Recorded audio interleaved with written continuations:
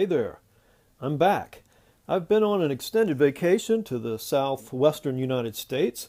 My wife and I took a 3-week camping trip, made it all the way out to Arizona. We went to Utah, Colorado, New Mexico, and all points in between. We are now back in beautiful western North Carolina and exhausted.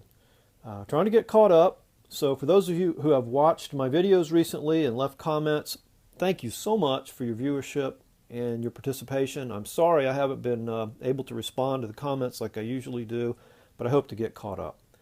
But I got something great to show you, so I wanted to make another video. What do we got today? Well, we have two very old Special Wenger officer's knives. Now the first one here you've seen before. I've just made 2 videos on this, and it's before and after state. I refurbished this for a collector by the name of Dave Arnold in Canada. And so you have seen this. And when I was watching the video, to my horror, I realized an error I had made in the restoration process. And this was after I was finished, did the video, and mailed the knife back to Dave. So I got with Dave, and I said, hey, Dave, I goofed up. I accidentally covered up this 4th pin with my patch. I don't know what happened. I think maybe while the epoxy putty was wet, I meant to excise it, and I just forgot. I'm used to seeing old Victorinoxes with just 3 pins. So I just, went ahead and sanded it and antiqued it and did the video and mailed it back. And I knew something didn't look right about this knife. It was just bugging me. And then all of a sudden it came to me, oh my God, I covered up that 4th rivet, So there it was on the back. It wasn't on the front. But Dave is a very cool guy, great to work with. And he just said, I saw that and I thought you just had to do that to make the repair. I said, oh no, it was an oversight and I want to make it right. So he said, hey, I tell you what, next time I have something for you to work on, I'll just send it along and you can see what you can do with it. So he did, and I've corrected that. So I've excised that 4th pin here. All these old Wengers have 4 pins like that and antiqued around it. So now it looks much more authentic and matches the back. And again, I had to do those repairs to save those scales, but that knife is in a whole lot better shape than it was before it met me. And I feel good about it now. I'm anxious to send it back to Dave Arnold.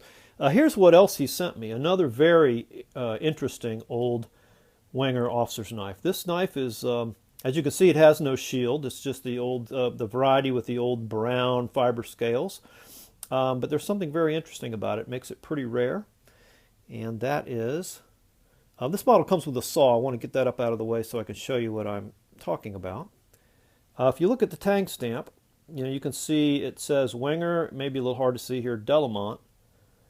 But in between the Wenger and the Delamont is a curious little symbol. And what that is they call that the 3 faces symbol that Wenger used in the very early years. And it's 3 faces, purportedly each with a different expression in a triangular formation. So let me just kind of cut here and give you a macro shot of that so you can see it a little better.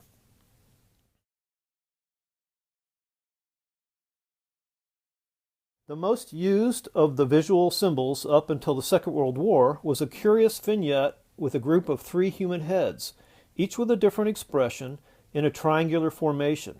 Nobody in the company knows the origins or the precise significance of this symbol, which was used alone or in conjunction with the brand names Cutlery Swiss, Wenger, and Tahara, and which, like the latter name, may have been inspired by the Orient. So very interesting. It's been suggested by an employee at Wenger that those faces are in the shape of a mountain, and that mountain may have a profile very similar to the Matterhorn. So let me just cut in again and show you what I'm talking about there.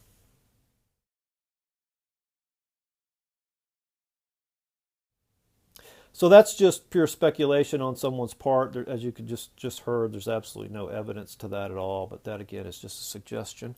It's kind of interesting, but we do know that this is an old symbol. It was originally used approximately 1898 to 1910 with the Cutlery Swiss brand from Wenger, which those are very rare knives, Cutlery Swiss. And then from 1907 to 1939, again pre-World War II, for this Wenger Delamont stamp, and also 1907 and 1939 when it was used just by itself. Okay, so this knife has been refurbished. I'm through with my work on it, And I did not take a lot of before and after pictures because I've done that recently in several of my videos. But one thing I wanted to show you was the main repair that was needed to be done on this knife was that it was lacking this front brass bushing around the pin. Let me just cut in again and show you how it looked.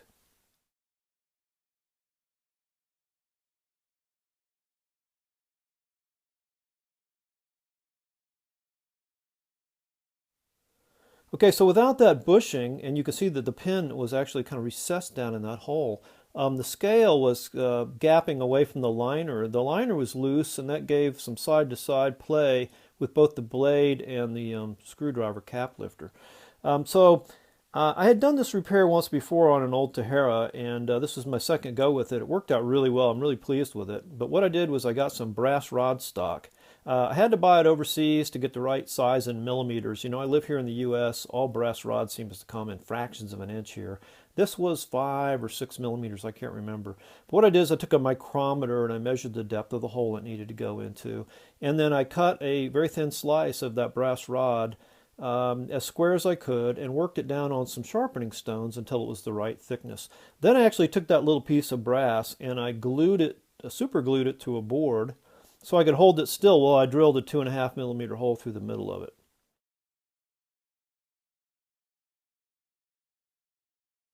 And as you can see, the pin was kind of recessed, but when I pressed it all together, the pin poked up a little bit. I was able to push the bushing down firmly around the pin down in the hole.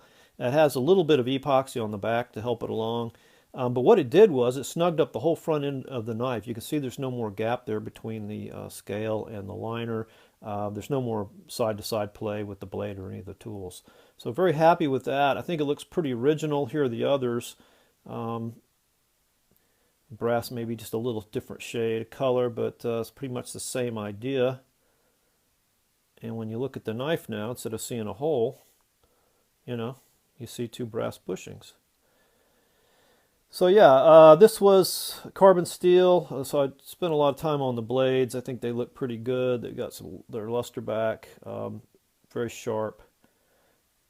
Again, this one came with a wood saw. It also has the very old style can opener. Of course, Wenger kept that a lot longer than Victorinox did. It has a screwdriver cap lifter, so because it has the cap lifter, I'm not going to date it all the way back to 1907, of course, but we will say it's pre-World War II. This knife has brass plates or liners, as you can see. They were basically black when we started and got them nice and shiny. They're clean all the way down inside and all the slots, and that's just a process of getting your cleaning material down in there and being really patient. We've not looked at the small blade. Small blade is nice as well. One thing that the owner mentioned, and he's absolutely right about it, is for this age of a knife, these blades are pretty full. They're not wasted from a lot of sharpening, so that's really nice. They got good snap. Here's the corkscrew. You can see the brass liner a little better. One thing I wasn't able to do with this knife was get all the staining off of the springs. So you can see it there on the backs. Inside here, and also if you look down in the knife, you can see it as well. There's no more corrosion or rust, but the staining, you know, remains. Let's see if we can get my light a little better here.